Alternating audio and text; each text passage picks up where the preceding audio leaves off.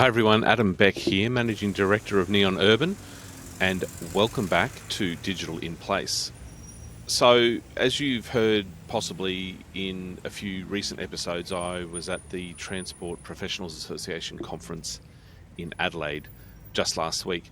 And so today I wanted to sort of step back and look at where things are really at with autonomous vehicles.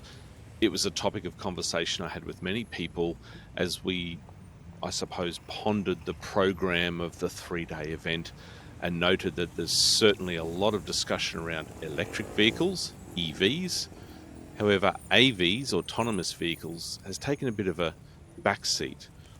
And depending on who you talk to, you might hear from some that the dream is over, or that the revolution is just beginning. So, are autonomous vehicles dead? Well, not quite. I think globally progress has been uneven, and the research shows that in Australia, AVs are not dead.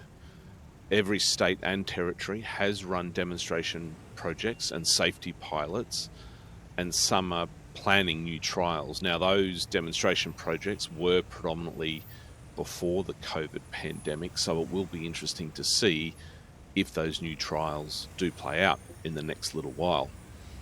Commercial deployment, of course, remains limited here, with progress uneven and dependent on regulatory reforms and public-private partnerships. In the United States, however, companies like Waymo have been quietly but steadily expanding their robotaxi services. That's a topic of conversation we'll pick up in other episodes on Digital in Place. But these robotaxi services, they're now operating in multiple cities, not pilots. They are real-life deployments. They're taking real passengers on real journeys with no drivers behind the wheel. Cruise, another AV company, despite recent setbacks, continues to invest heavily. And in China, Baidu and AutoX are also pushing robotaxi pilots forward. But when we turn the spotlight on Australia more deeply, the story does feel different. The conversation has slowed. Trials are limited to those, as we discussed. And there's not much of a national dialogue going on, to be quite frank. While we've seen some small pilots, and they've predominantly been driverless shuttles on university campuses or similar closed precincts, there hasn't been a coordinated push at scale. The policy and regulatory frameworks are lagging, and the broader debate has gone a little quiet. So, what could change that? Well, one interesting factor I find fascinating might actually come from an unexpected direction, which is the rise of low-cost electric vehicles from China. I'm sure you've noticed this. If these new models start landing in Australia at scale, they could be a catalyst for a bigger rethink. Pairing affordability of electric vehicles with autonomy could make shared driverless fleets more viable in the future. It's also worth noting that the infrastructure and policy conversations need to catch up.